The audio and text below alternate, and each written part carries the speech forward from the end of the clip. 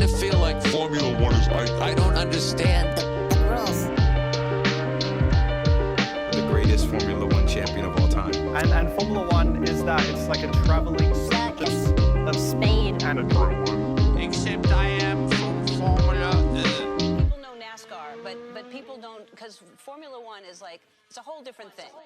Box and pick confirm, and welcome to the REDEFINED podcast, the podcast where we take F1 and put American subtitles on it. I am your host, Frederick Kernigan. With me, as always, Michael Zimmerman, aka Timmy. What's up? Today we're talking about our season predictions, just for the constructors, though. Yep, just teams. But Timmy, are you going to be making a March Madness bracket? No. March Madness scarred me. I've made, I think it was my first and only bracket I've ever put money on. Like, I've made brackets to have fun. Mm-hmm. But back in 2008, when I was just a wee little boy, A wee little lad. I had a Derrick Rose Memphis, Berries and cream. Yeah, I had a Derrick Rose Memphis Tigers team winning it all, and it came down to the last match between Kansas, and I wasn't in the running of first place, but I was in the running for second, which was like a decent sized pot, which was like, it was like $50 or something, which is a lot of money to like a 10-year-old, you know. You're rich. You're Jeff Bezos rich to 10-year-old. Yeah, I would have been balling out on the playground. Like, what's up? Like, so I just needed them to win. They just had to win. And then they broke my heart by missing 3 free throws in like the last 30 minutes of regulation. And then Kansas had to hit a 3 to send it to overtime, and then won in overtime. It broke my little heart. And I never went into sports betting after that because of that. That's a good lesson. Maybe there's a point in your life where it was like a road, and God is like, all right, are you going to be a sports gambling addict or not? Taught you a lesson real quick and you steered clear from it. Yeah. My brother was the one that won, so he still bets. Look at that. 2 sides of a coin. Well, what about you, Fred? Do you do any March Madness? I don't pay attention to college basketball. I've watched, I think, a grand total of like 1 full game of college basketball. Yeah. Like, in all of my college basketball watch time would add up to like 1 full game. 1 full game. 1 full game. I don't watch, like, I watch the highlights. Like, first off, I'm not the biggest like basketball person. Like, nothing against basketball. I think it's like a great sport to watch. Like, they do crazy stuff I can't dunk, you know. But like, I don't know game plans behind basketball like super detailed, so I kind of get lost, and I just like, oh, he's a good shooter, and I don't want to be that Chad who's just like, oh, he's a good shooter. But so that boy nice. Yeah, I don't want to be that boy nice guy. So I kind of just I tend to just watch basketball highlights, or like, you know, the only important games. So like, I watched Villanova. I forget who they beat, but it was like they were down by 2 or something. UConn or something like that. Something like that. And then they like had to inbound the ball. They pulled up on like right by the other team's free throw line and ended up just shattering hearts. And I was like, damn, that's tough. Imagine being that invested. Could it be me? Yeah, cost a lot of people a lot of money. Yeah, but also won a lot of people a lot of money. So. Once again, 2 sides of a coin. Yeah, exactly. And so I don't make a March Madness bracket. I think it's cool that you could like win if you get it perfect. That's, you know, that never happened. Yeah, that never happened. So like, I would make one just to send it and just to see how far I could get. But yeah. Yeah, I make fun ones. I don't put money on it anymore. Like, I've learned my lesson. It's just a waste of money. Like, I've done bets, and literally every sports bet has gone the other way. Doesn't matter how sure of a bet it is. It just doesn't work out for me. My sports gambling story will date back all the way to the Ronda Rousey fight. Mhm. I didn't bet on it because I was like, or my parents instilled that like betting or gambling is like, a very slippery slope. So I was like, I'm just gonna stay away from it. Yeah. But I saw what the odds were for the Ronda Rousey fight versus Holly Holm the first time she got knocked out, and I was like, I this is crazy. Why do people think Holly Holm is gonna lose? Because like I was into like MMA, I was like, this girl's nuts. She's gonna like, I don't know. Hindsight 2020, I can say it, and everyone's like, you're capping, Fred. Yeah. But I don't know. I was like, man, I should have bet. And then so Holly Holm goes and knocks her out. I was like, oh, maybe I should have. And so fast forward to 2020, I was sitting around the COVID time. I was like, I should just put money on a fight, put money on Brandon Moreno. He won me $60. The very next card, I lost all that $60. So yeah, lesson learned. I can just say it's negligible, and I've never bet in my life. Yeah, I would have. See, if I was a sports bettor, I would have had Amanda Nunes on a parlay, and that would have just killed me when she lost the title. I would have been so mad and sad. I listened to Juliana Pena's Joe Rogan podcast, like the MMA show, and she was talking about it. And apparently there's like a clip in the Thrill and Agony where there's just a stranger holding her child. What? Yeah, like, so she has a daughter. Yeah. And then her sister told her, oh, I was holding your daughter the whole time. And then her trainer said, no, I was holding your daughter the whole time. And then so she was like confused. And then so, she's watching all the UFC like coverage and footage. And so there's like, I guess, a clip where you can see in the background that there's just a stranger holding the girl who just knocked out the GOAT's like daughter.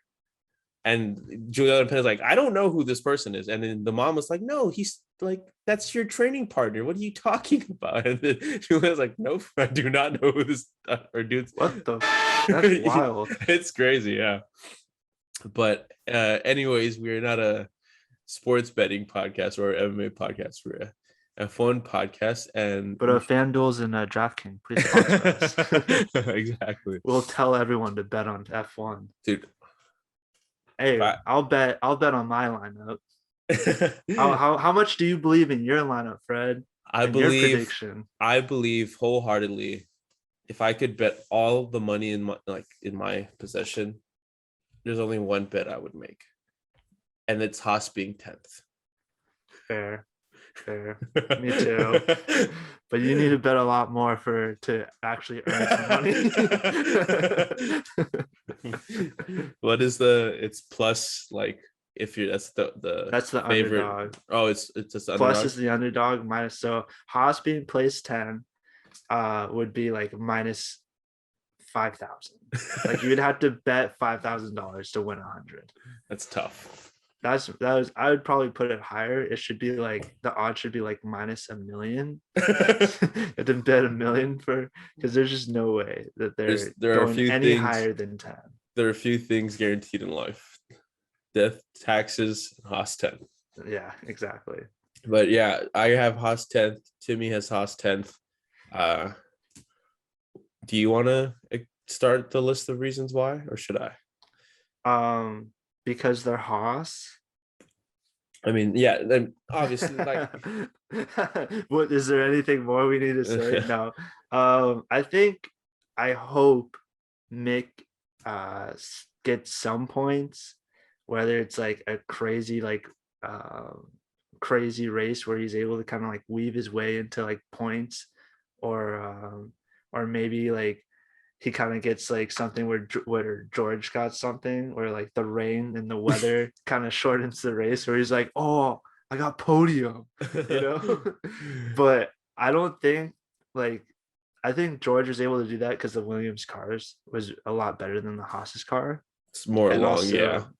The George is like, he was the king of qualifyings last year, it seemed like. Mr. Saturday. Yeah, Mr. Saturday. I don't think Mick or the Haas car will be able to do that, so it'll be hard. He'll need like a 10 car wipeout to get points. so then he's automatically getting points. Hey, so last year Bottas only messed up the people in front of him That's because he was in the front. Yeah, exactly. Bottas now being in the back is much more dangerous. Is gonna wipe out a lot more people. And you know who usually starts behind Bottas? Mick. Who's gonna then leapfrog to win. He's gonna win. Mick's gonna win the 2022 drivers. Just kidding. Here's a hot take. Mick gets a win before Lando. You're smoking crack. Look, it's gonna happen. If it happens, I want something. I don't know what it is, but I want something. You're speaking into existence. Yeah. Come on, Mick. Come on, Bottas. Take out Lando. But yeah, so the list of reasons why Haas is probably gonna, stay number 10. So looking at their unofficial, because it was supposed to be like a private testing, even though they basically advertised it to the world. In that little, giving the teams a chance to get a grips of their 2022 cars, that little testing session, Haas, they were given all that time last year to develop this year's car because they were so booty cheeks, the year prior, that you would have expected them to at least have a decent showing. I wasn't expecting them to wow by any means, but I wasn't expecting them to have mechanical issues. I think they only got 9 laps total one day. And so if you're bringing that to the table when you need valuable running time, then that's pretty it's a pretty bad omen to be starting the season off like that. That's probably the first bullet point on the list of reasons. Next, the whole Uralkali, Nikita Mazepin sponsorship, canning, that's its own bag of worms that they now have to deal with. So once again, this is just Mick Schumacher and a burning ship, captained by Gunther Steiner is actually Italian. Really? Yeah. I had no idea. I just want to say I'm very new to the sport of F1. This is my second full season, I think, or maybe third. Well, 2020 isn't technically a full season, so this is my second full season of Formula One. Mm-hmm. And all I know is you just can't trust Haas doing anything productive. That's what I've learned. Is it doesn't matter if they have a whole year to create a car, it's not going to be good. And we don't Haas, it's the expectations were low, but dang, you still didn't meet expectations. Yeah. I mean, I'm holding out the American in me is holding out the slightest, very 0.0001% hope that they do well when it comes Bahrain time, but I don't think they're scoring a point the first half of the season. I'd be surprised if they score any points. Yeah. Did they score any points last year? No, they did not. Oh, fat 0. Yes. So, but yeah, that is 10th is Haas. For 8 and 9, since me and Timmy have them swapped, we'll just say them real quick. Timmy has Williams at 9 and Alfa Romeo at 8.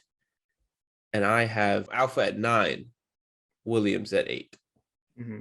So Timmy is going to say why he thinks Alfa should be 8. And I'm going to say why I think Williams should be 8. The only reason why I have Alfa ahead of Williams is simply because Bottas is on Alfa. I think the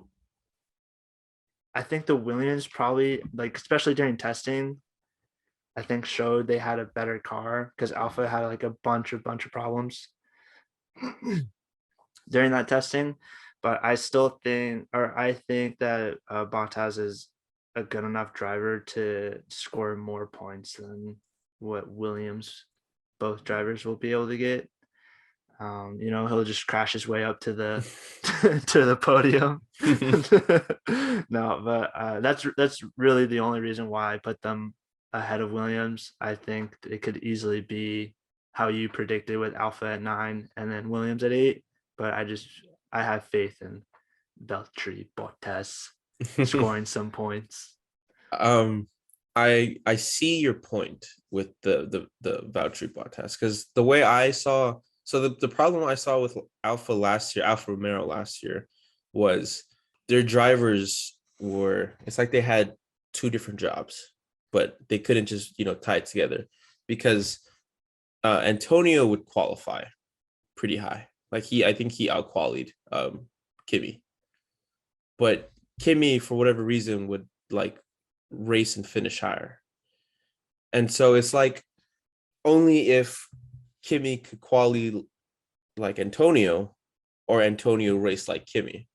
And so I feel like Valtteri is perfect like middleman of that, because people like to clown him for like not having wins, but he has a decent amount of poles. He can put together a lap. That's not a question. Like he can put together a quick lap. It's whether he can, hold it the whole race, hold it the whole season. But so I feel like the fact that he can qualify and then still somewhat race, like people clown him for not being able to race side by side. But, I feel like he can will that team enough points. However, I don't think it's going to be enough to carry the rookie. That's fair.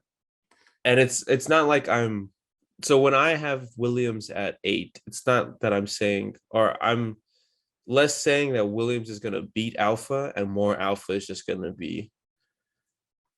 They have one driver. Yeah, they have one driver too. Two. Could possibly score minimum points. Because I can see Alex Albon's probably going to take a little bit to get warmed up, get back so accustomed to the speed, because he was racing DTM. He wasn't even racing F2.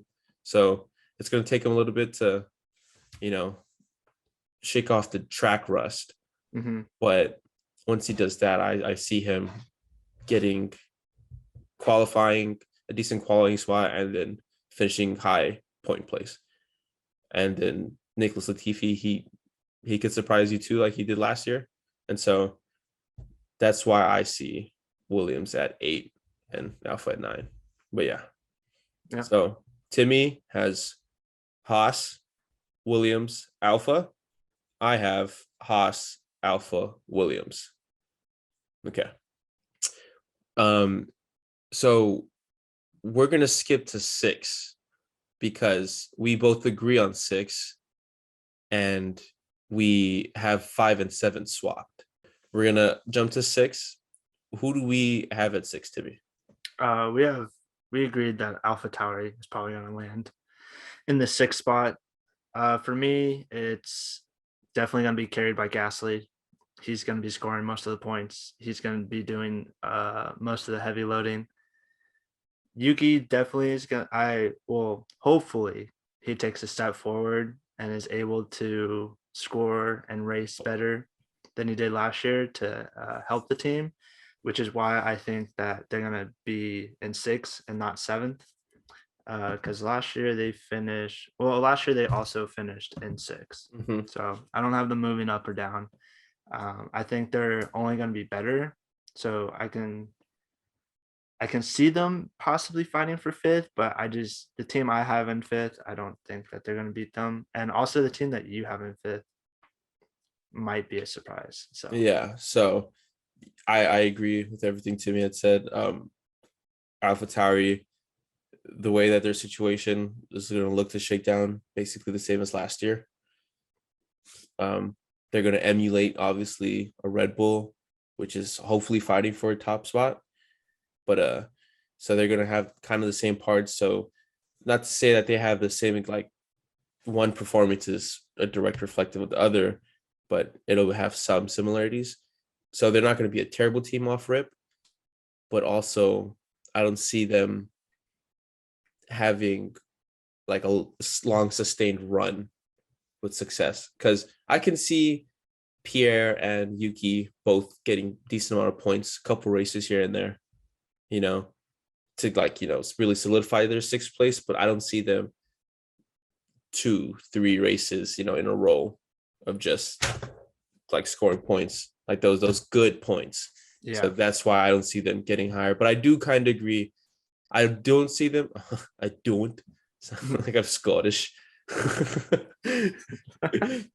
But I don't see them fighting for 6. or not six. I don't see them fighting for seventh. Oh, seven. If they were to fight, it would be fighting upwards rather than backwards. Yeah, I agree. Yeah, I agree with that. So AlphaTauri 6. Me and Timmy are in debate over 5 and 7, over Aston Martin and Alpine.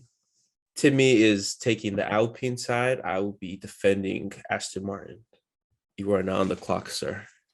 Yeah. To be completely honest, because I don't really know, I didn't really follow the testing all that much. Like I watched YouTube videos. Well, they didn't have any like showing or anything, so I couldn't watch it myself. So I'm taking it's fed to me secondhand. I'm getting secondhand information, you know. So I don't trust the journalists over there. I don't believe them. No. There's a handful of decent ones. I only really paid attention to the top teams. I didn't really pay attention to like the bottom teams because I'm just not that interested in them.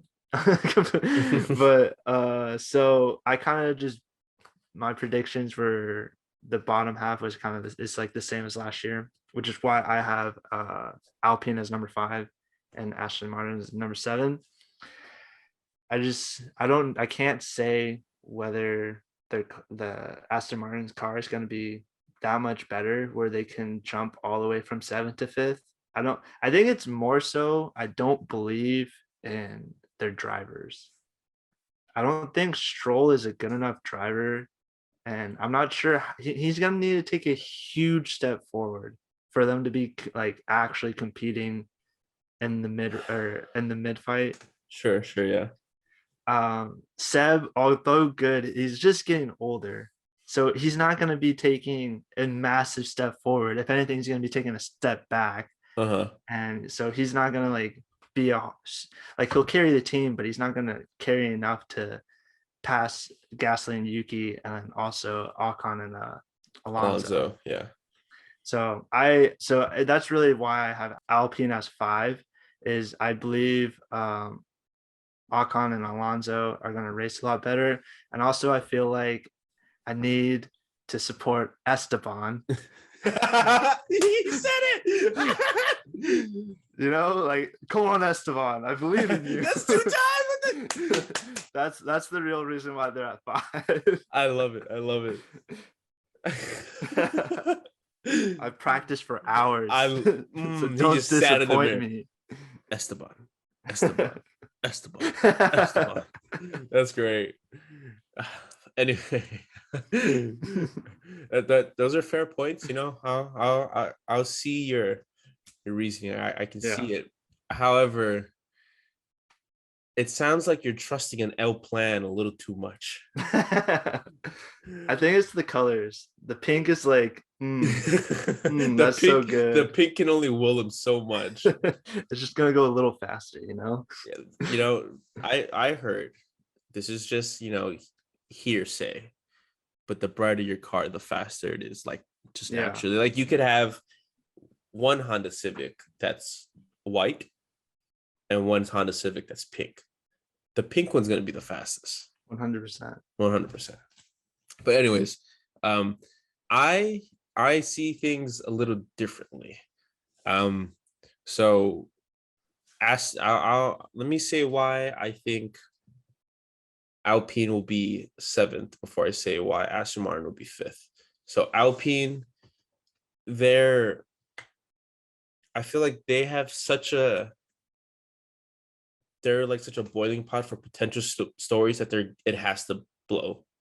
Like, there's no way that something doesn't go in that team, because in new team principal, all of a sudden this late sponsor that doesn't really pay like anything into it, like really, but you know, just to add a little spice in there. And then they also have in weights who everyone is like projecting to be the next, you know, rising star. And so, and then also the fact that Alonso, this is his last year under contract, and he's potentially going to be like, I think, a figure in their team later. So something has to like go in that team. And then once again, like referencing back to the Barcelona testing, their car like had a not malfunction, but like an issue where they ended up smoking out. Or no, that was No, that was Seb. Wait, no, Alonso had a I think a smoke out too. Let me check. Yeah, Alpine had a Yeah, breakdown. Yeah. So like Alpine had a bad breakdown too, and so maybe me reading in too much to like something routine, but I was like, I don't know, that doesn't help what I was feeling iffy already on, and so there's that, and also once again, I know, or not, I know, but flashing back to episode, what was it, 2, where I talk about how I don't think Esteban is that guy. I don't know. I'm gonna stand by those words. I don't. He has his win. I'm not gonna knock, dude. He has his win, but once again, that win was a very circumstantial win. He had to have a whole bunch of like DNFs that were out of his control, and also it be on a track that's hard as hell to pass. Like if that's a different track and Seb has more than 1 or 2 spots to like really test him, I think he loses. I think if people forget that Seb had like the slightest, like their pit crew, the Aston Martin pit crew had like a slight mess up. And I think if that doesn't happen, Seb wins. So I don't think Esteban is that guy. I think it was a very circumstantial win, and it's going to go further this year. I think he's going to get the Stoffel Van Dorn treatment this year rather than last year. And that's going to usher Oscar into the team or whatnot. Like, I think Alpine's something's going to go in that team. You say that and I'm like, last dance, baby, let's go. Alonso's last dance. He's winning.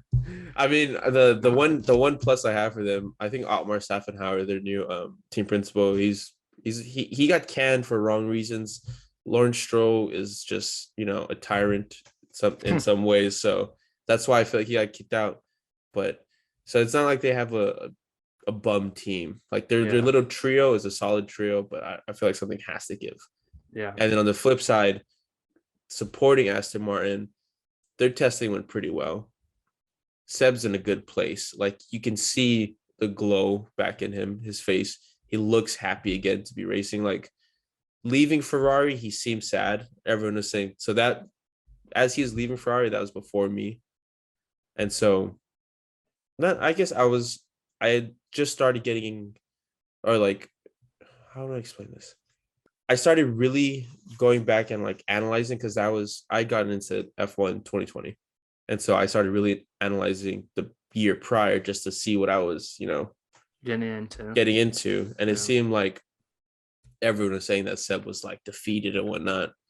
And his year out of Ferrari and in Aston Martin, in Aston Martin, he seemed like in a better place in the beginning of the season, and you can see as he went throughout the year, like his interviews got livelier. He just had more like kind of got the fire back in him. Yeah, and then the off season this year, he's doing Race of Champions, doing all these like traveling and whatnot. So he seems like he's in a really good place.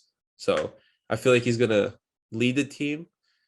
And I was smiling when you were talking about the fact about like supporting like the drivers, and it made me smile because I have to.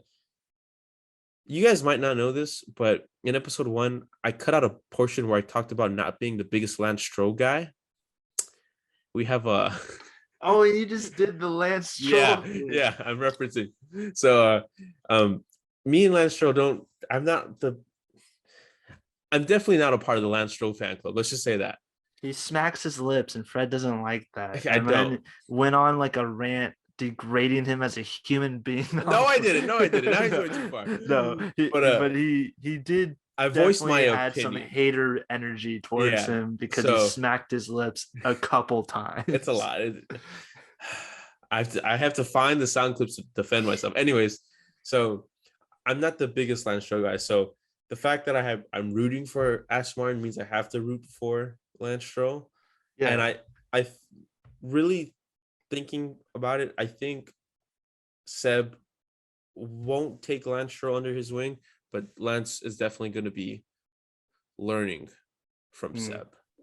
Like, it won't be the straight across like mentorship, like how Seb is mentoring Mick, but you have a vet in your garage right next to you. Why don't you learn from him? And so he's gonna, what is it? Iron sharpens iron. So he's just gonna naturally take a step up as well. Well, I feel like if you're worth your salts, which I think if you're in Formula One, most of them are, just being in the same meeting as him and like hearing him talk about strategy and like tactics and like how to approach a track, like you just like pick up on that stuff being around him so much. So yeah, I definitely see what you're saying with Stroll's possibly being able to do that.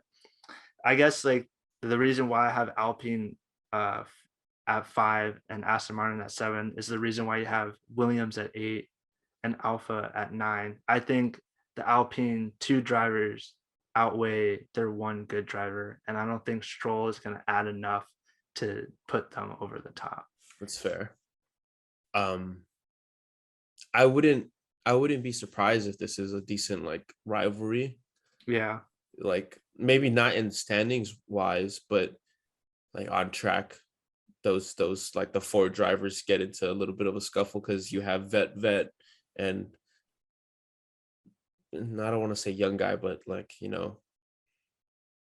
another younger dude. I think these 3 teams, Aston Martin, AlphaTauri, and Alpine, they'll be a fun teams to watch. I think this is like a kind of like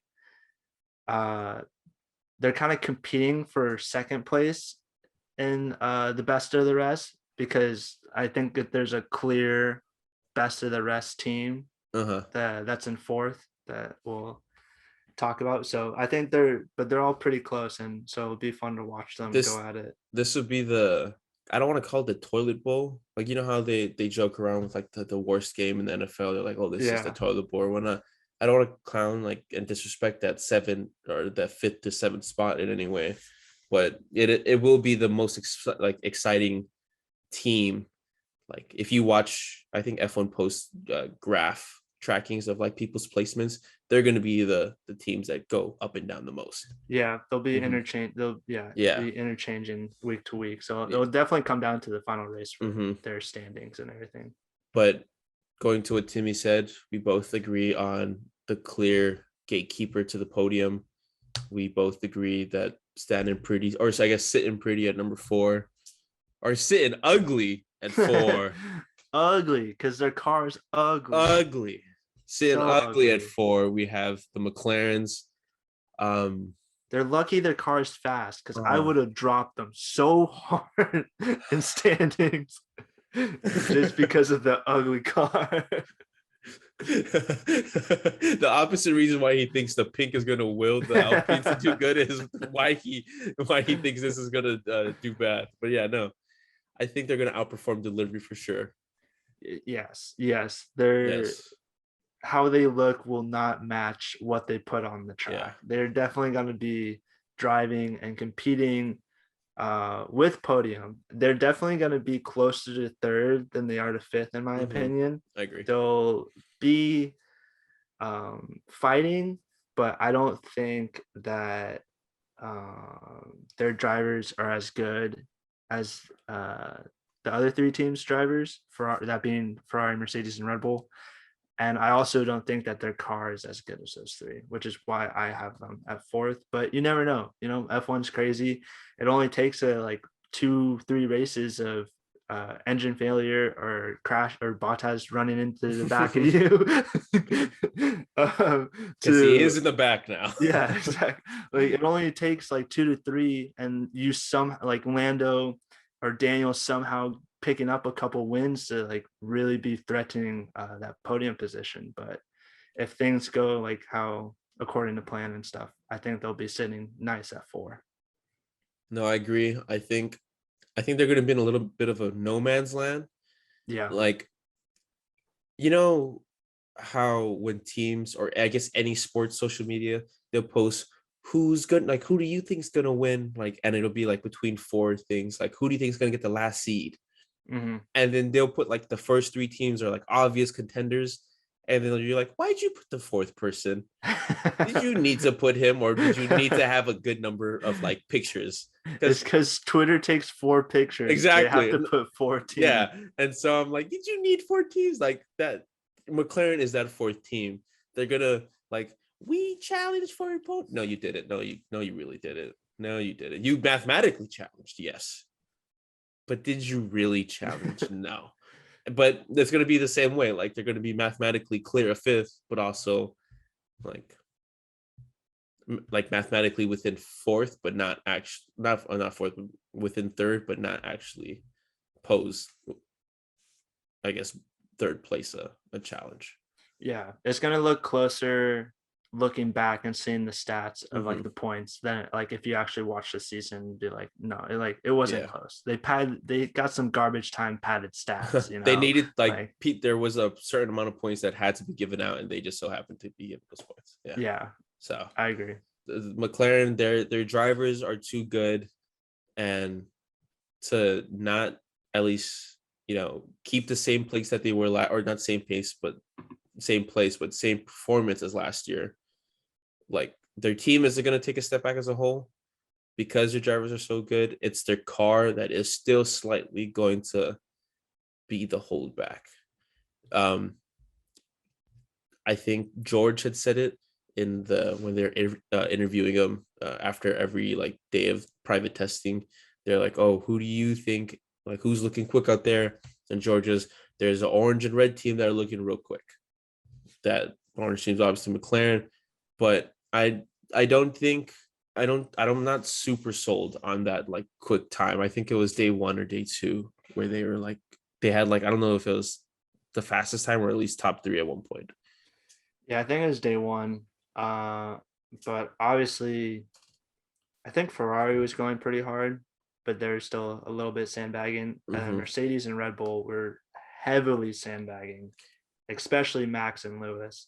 They had so much more pace, and maybe not so much more, but they definitely still had like a little more pace and like a couple seconds that they could have shaved off that they didn't. You know who I think is sandbagging the heaviest? Max. Oh, 100%. Because he let Checo get a quicker time in him. Yeah. I'm like, Max was sandbagging so bad. Like I was surprised Lewis was kind of like racing as hard as he was, because he would I think it was like day 2 or day 3. He like got purple in the first 2 sectors and then like pulled way back in sector 3. And what I mean by like purple is like when they do like qualifyings, if you purple, that's like the fastest time set for that sector. And like all drivers, not just like your personal stats. Yeah, not to build off what Timmy is saying, the sandbagging was, I don't think Lewis, or how do I say this? I think Lewis meant to get first. Yeah.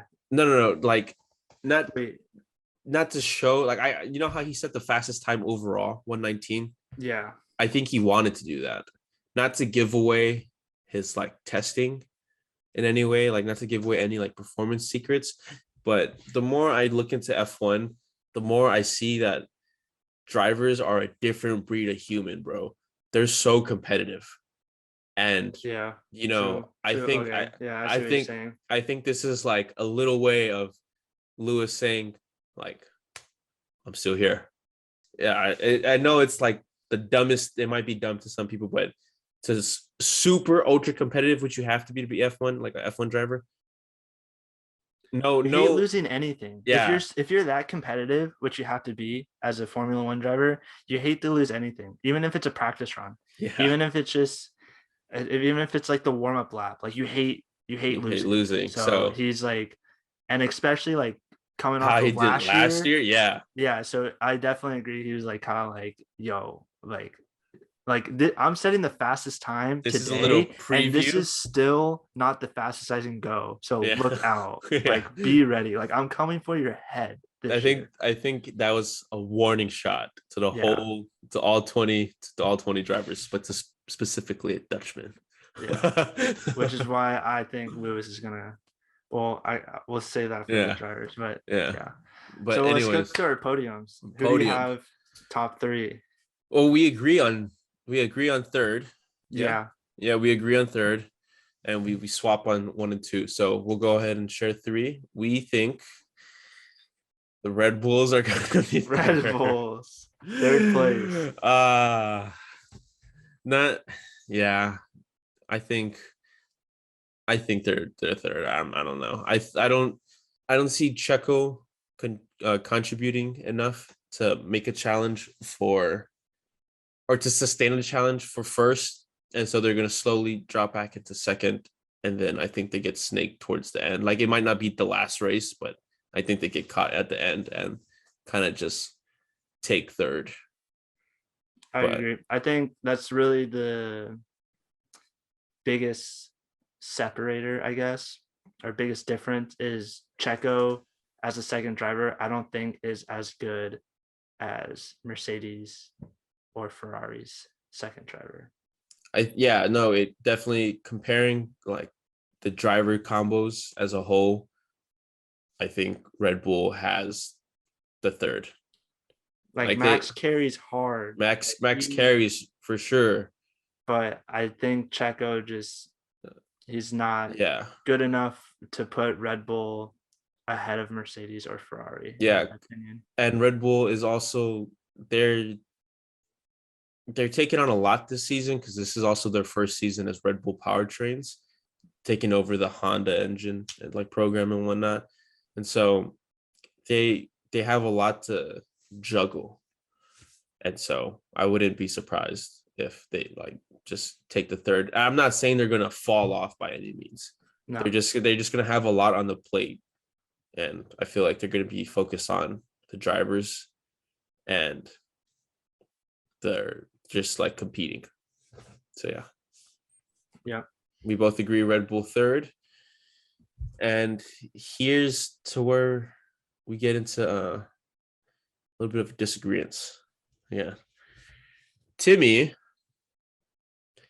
is voting with his eyes. He has gone with Ferrari as number one. The Italians are gonna be back on top, baby. We're doing it. He has Ferrari sitting number one, whereas I went with tradition. With just it's a yearly thing now. Gotta stick with it. I went with Mercedes. Imagine that red car in the first place. Oh, it just you can't put it in second. You can't hide it. It has to be in the center, in up front. So that's why it's first. No, the real reason why I think Ferrari's over Mercedes is I think Charles and Carlos are both gonna, and the car itself are gonna perform really, really well this year. And I think Lewis is gonna do great, and he's gonna get a lot of points. But I think the combination of Charles and Carlos is gonna be too much for Lewis to carry on himself. George is gonna do great, I think, too. But I think Charles and Carlos are going to get more podiums and more win combinations between Lewis and George, which is why I have them as number one. Okay. Fair points, all of them. My biggest reason why keeping Mercedes as number one is purely off of what we just said.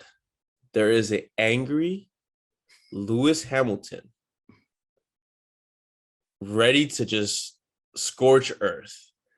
And so, but what you said is he's coming after a certain Dutchman. Yeah. Well, so who benefits most from that?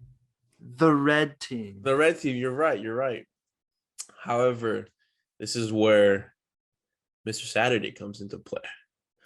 While Lewis is having another Titanic battle, his young steward, his Padawan.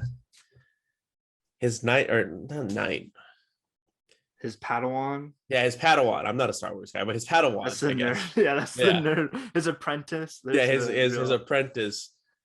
He handles the I guess the riffraff.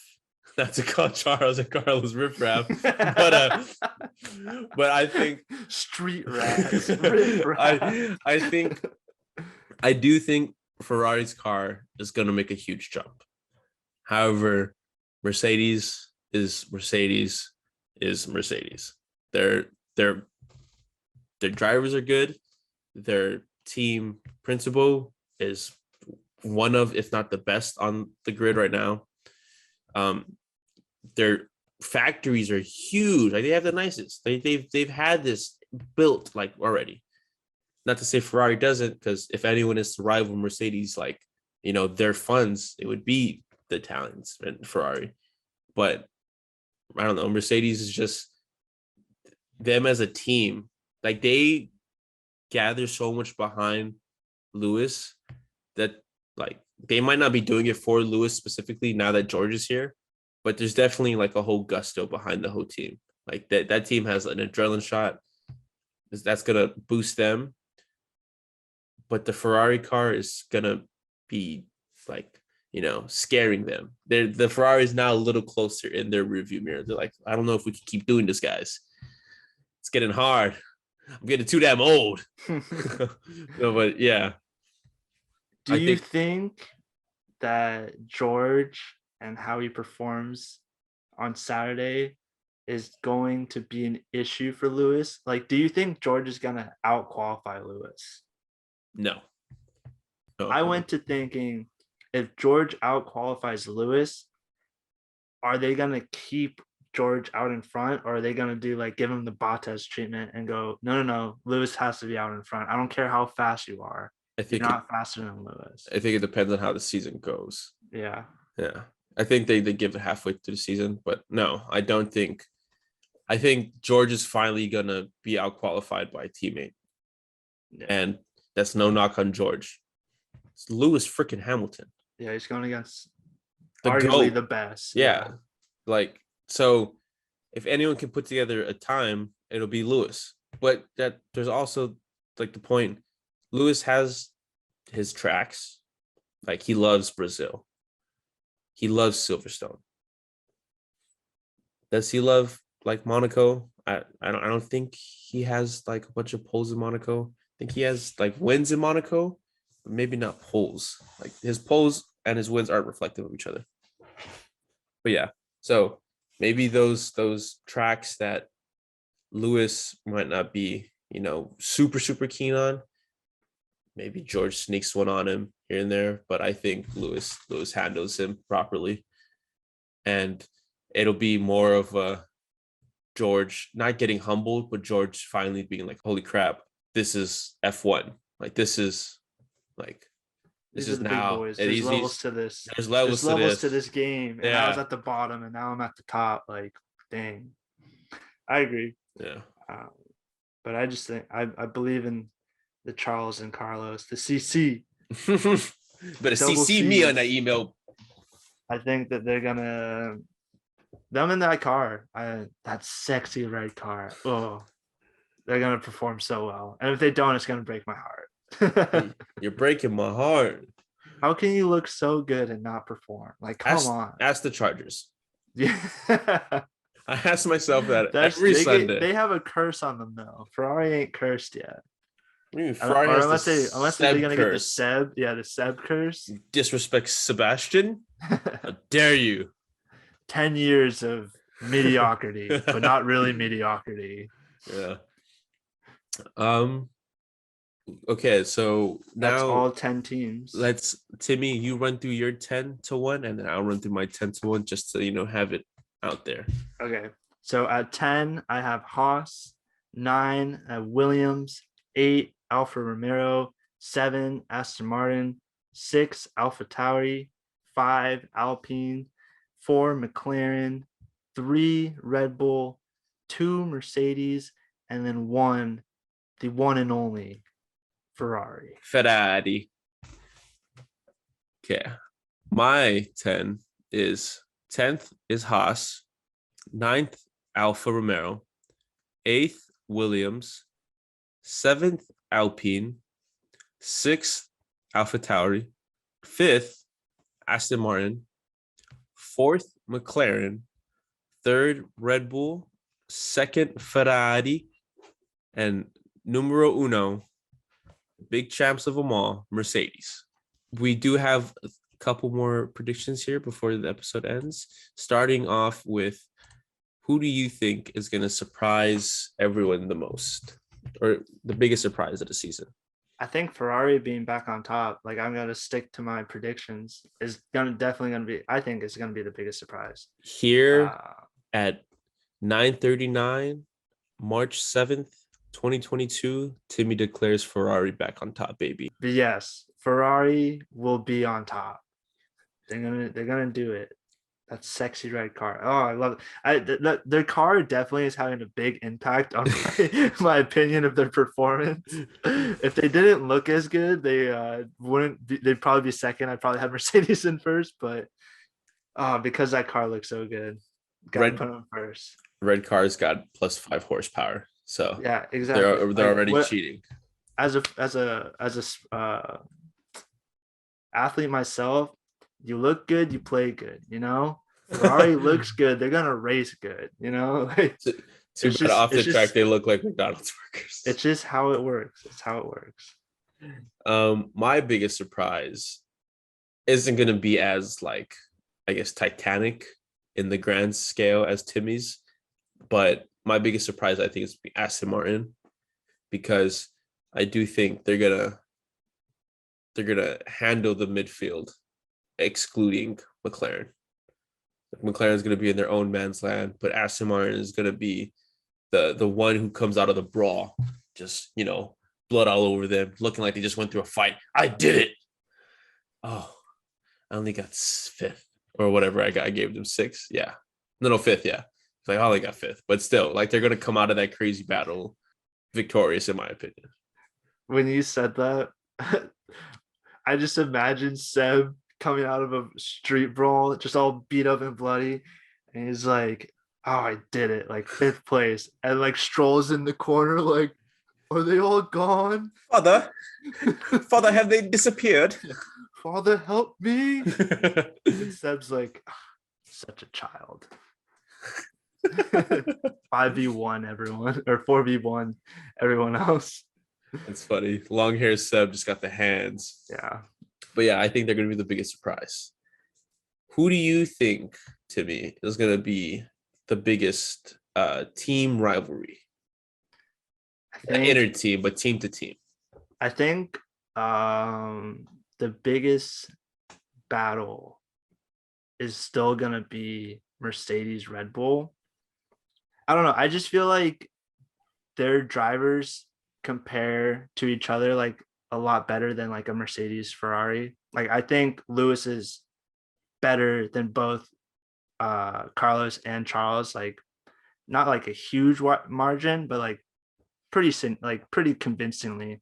Whereas like him and Max are like those are like the two heavyweights like that everyone wants to see go at each other.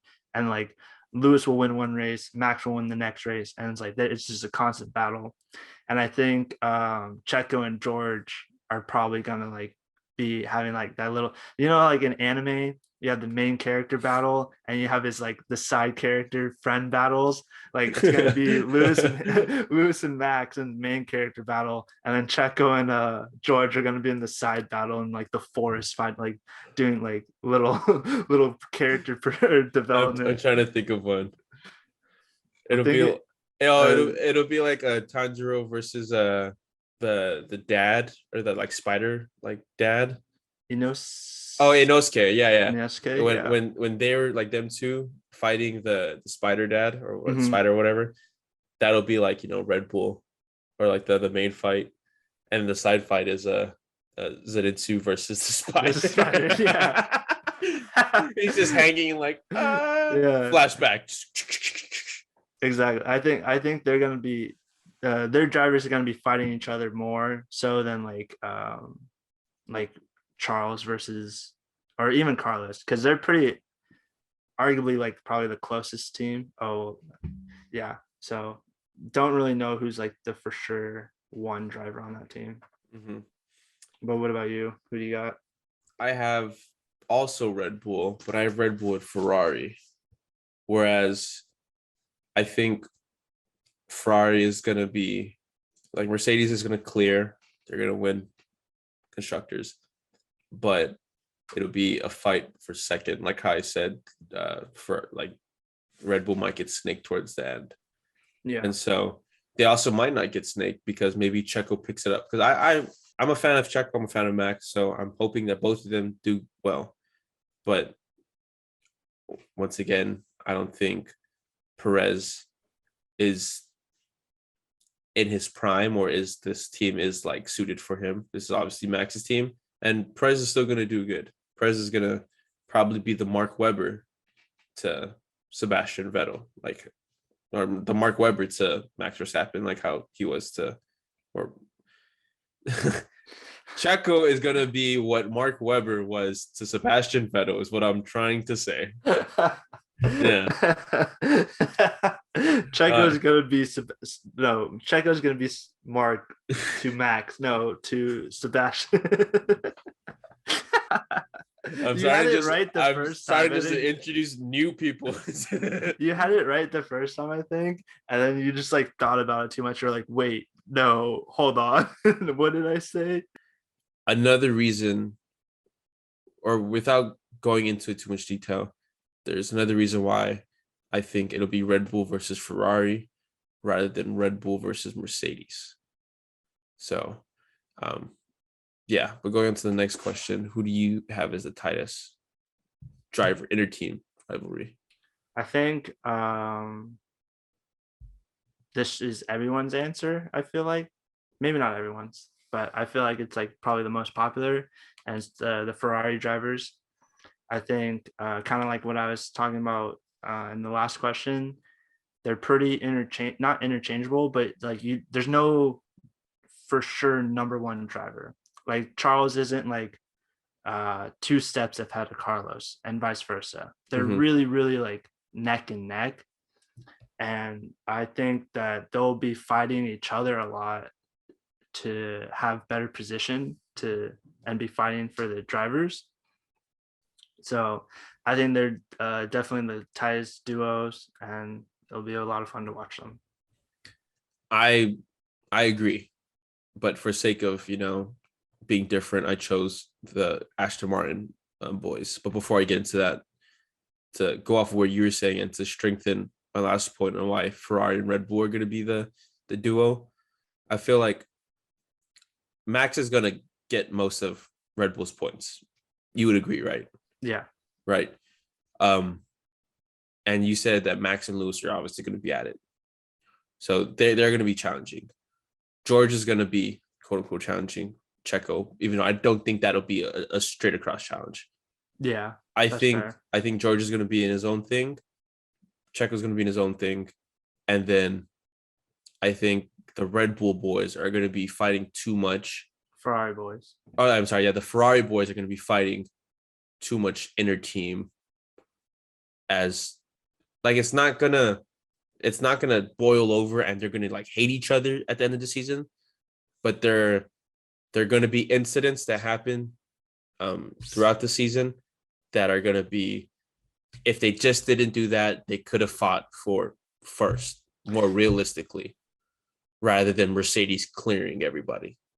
Yeah. And so you think that because they're going to be fighting so much with each other, they're going to hold themselves it's back. just going to, like, some races they're going to cost each other points, just like how Max and Daniel Ricciardo back in the day, how they were fighting a lot that season and cost themselves a lot of points, especially that on that one track where they crashed and Baku, lost all the points. So yeah, there's definitely a possibility.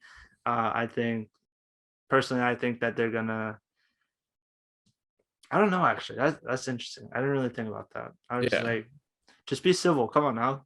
Third and fourth. What's so bad about that? No, that's the thing. Like you think one would think it's that simple. It's not. Like, be civil. It's not on the first layer that it's F1. For like to get to F1, it's a cutthroat sport. And then beyond that, add another layer to the onion. It's Ferrari.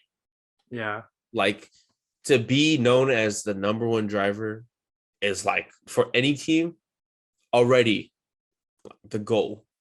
But to be known as the number one driver for Ferrari, that is like the biggest feather you can put in somebody's cap that isn't, being a world champion. People clown Seb for not winning it at Ferrari, but he was still Ferrari's number one driver. So that's still a feather in his cap. And so I think I they're also gonna think go ahead. because of like how competitive they are. Like I know I was just joking about that, but it's like if you're like a super competitive person and someone goes like, "Oh yeah, your teammate's gonna take third and you'll take fourth," you go, "Why? No, Mhm. like screw that. Yeah. I'll beat him for third if that's Yeah. like what the deal is. Yeah. And if not, I'll go down trying. Like, I'll ruin it for everyone else. If I can't get third, no one can. But I don't think Carlos or Charles kind of have like Max was like that. Yeah, Max Max was is like, I'm winning or Daniel or no one else is winning. Like I don't care what you say about Daniel and if he's has a faster pace than me. It's like I'll crash into him before and like try to overtake him before you will like race. yeah. But I don't think Charles or Carlos are like that aggressive where it'll like that'll happen. But they'll be fighting. I think they'll definitely be I fighting. think they're both cordial and professional enough to be like they'll let it seep out in like moments. They'll like pull it back, pull it back, pull it back, pull it back. I think they'll have the most interesting episodes of Drive to Survive in season 5. Next season. next year's release. But yeah, that's probably the best place to end it off here. Just ending it off on a quick note on a Drive to Survive. Are you excited? Super excited. Comes out in what are we? Monday? It comes out Friday. Yeah, so it comes out in 4 more days. I'm probably gonna binge it. It probably releases midnight on Friday, so I'll probably binge it all Friday. I think they release at UK time, so it might be out for us like midway through the day. Oh, that's like even morning. better. Yeah. So then I don't have to stay up all night. I'm binging it the next day, Saturday, with Emily. So yeah, her and I are gonna. I I was gonna do it. I was gonna do it Friday night after work, but she asked me. She's like, "No, can we watch it together?" I was like, "Yeah." Aw, relationship wait. goals. Why? It's like I guess I'll sleep like what? like I guess I'll sleep like a healthy person. I don't know, but yeah, I'm my thoughts on Try to Survive. I was excited, super geeked as soon as the season ended for it, all time high, and it stayed like that up until like last week when I watched WTF1's video, and apparently everyone who has seen it, they're very like, yeah. Okay. But lower my expectations. Thanks for telling me that. I would be very disappointed and come on like the next episode very, very angry. Like, screw the opening question. We're talking about how mad I am at Drive to Survive. But okay, lower my expectations. However, I say that they've only watched the first 8 episodes. They're 10 episodes. So the last 10? Oh wait, there's usually 10, yeah. Yeah, so the last 2 episodes, fingers crossed, is like behind the scenes for like the championship. Whether that's but like how like are those 2 episodes like probably they'll probably be that good. But it's like if 8 out of 10 episodes are meh, it's a meh season. I don't want like a season recap of the thing. I want to see some like I want to see Max and Lewis like right after Lewis lost Abu Dhabi, I would have like the camera that was on them right after like what was happening. He was hugging him behind something. Why my voice keep cracking? But Lewis's dad was hugging Lewis and like saying something. Mask was on, so no one could lip read. And I would love to just be able to fly on a wall in that situation. That's the kind of Drive to Survive stuff I want. So when I say I want like the championship stuff, I don't want like, you know, what I could have saw from F1 TV or some YouTube montage. I want to see like Toto I want to see footage of the Bose headset after. I have no Michael, you can't do this, Michael, no. This isn't fair. This isn't fair. That's the if there was a whole episode dedicated to the journey of the Bose headset, that's the kind of Drive to Survive stuff I want to see. Maybe because like the more and more you get into Formula One, Drive to Survive kind of becomes less and less appealing and exciting. I have a question for you. What? So Drive to Survive is the equivalent to like Hard Knocks, is the equivalent to like Embedded. Okay. right? Wait, embedded. Which The one's embedded? the UFC embedded. Have you not watched Oh, those? okay. Yeah. Yeah. Okay. Rank those three in your favorite to watch.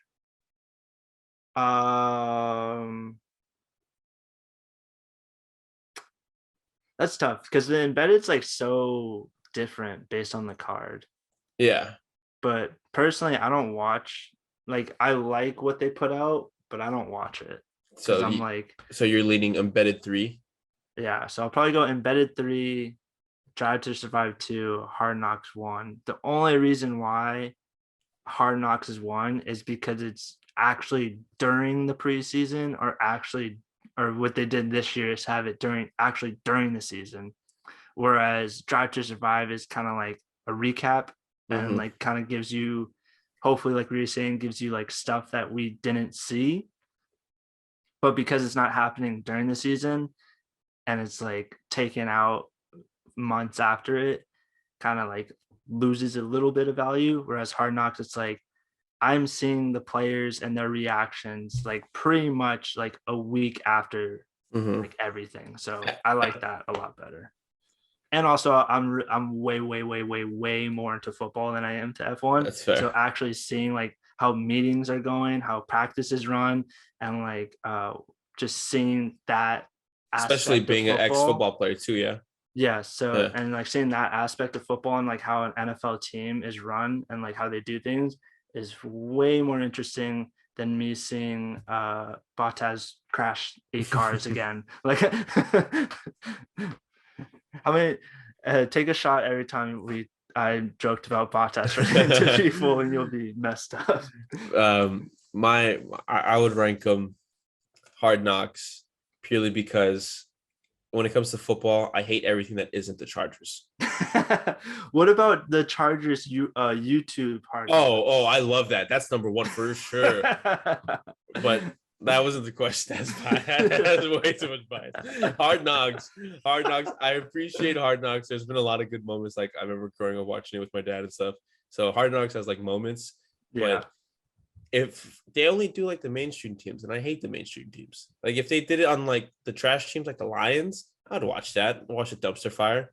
But they did it on like the Ravens. They did it on the Cowboys, and so I'm like, they always do it like kind of like on teams that are either on like bubble teams. So either they're going to be a playoff team or they're going to like kind of be mediocre or like below average, which, I agree. Like they've done the Cowboys like 3 times. Yeah. And so I wish they would do it on other teams as well, but it also comes down to the coaches and just saying it's okay or like allowing that kind of stuff. Yeah. And also just trying to find the most interesting storylines, because if you go to Tennessee, I'm sure Ryan Tannehill isn't very exciting. I'm sure seeing Derrick Henry would be. I'm sure every team has enough storylines to make it Hard Knocks. It's just if the team like wants that distraction there, because Bill Belichick said no to all that crap. He said, I'm not having none of that. Bill Belichick said no to him being in any video game too. Yeah. Like he's like in Madden, it says New England coach and not Bill Belichick. He's just anti-fun. But no. So third for me would be Hard Knocks. Second would be Drive to Survive. Really? Purely because I hate the fact that it takes so long. So if they release this in the middle of the season when when I'm fiending for F1 the most, like in the middle of the off season, because F1 off season is extremely boring. Yeah. And so if they release it in the middle, oh my God, that would be perfect. That'd be like the perfect, like just a little bit of a fix in between my F1 like addiction. But they don't. They release it a week before. Like I could wait another week to watch F1. Like if I've already waited 3 months. It's like I can wait another week. So that's my only knockdown on Drive to Survive. And I just like embedded because they give me one, like every UFC cards happen so often. And you get one every day too, leading up to the card. And UFC fighters are characters like I would love, or I guess I don't know. I can't see F1 drivers having the same personalities as fighters because F1 drivers don't get punched in the face for a living. So you got to be a little odd to be in the UFC. And so the embedded, it's a whole different type of mindset to go in a ring for 15, 25 minutes and be like, this guy's going to throw a lot of hard strikes at me and try to bash my face in. Yeah. While I also try to bash his face in. Like you got a couple of screws loose in there, buddy. They go in there willingly. And so with that being said, I think they produce the most like memorable characters in my head. Like I have been put onto so many fighters through Embedded more than I have drivers on Drive to Survive. But yeah, with all that, go ahead. Oh, sorry, but I guess one last thing is like it made me realize that Drive to Survive probably releases a week before the season because they do kind of like the last season recap. So it's kind of like getting that in the last episode. Yeah, exactly. Or like when you get on Netflix and it's like the last season. Oh yeah. Mercedes. Michael, you can't Michael, you can't do this. That's got to be the whole recap, just that. But with that being said, motion of the microphone being just thrown off, just smashed. But yeah, no. With that being said, that was all of our 10 picks and our little extra predictions. And yeah, you guys have a good one. Explain the difference. Yeah, Formula One is the pinnacle of motorsport.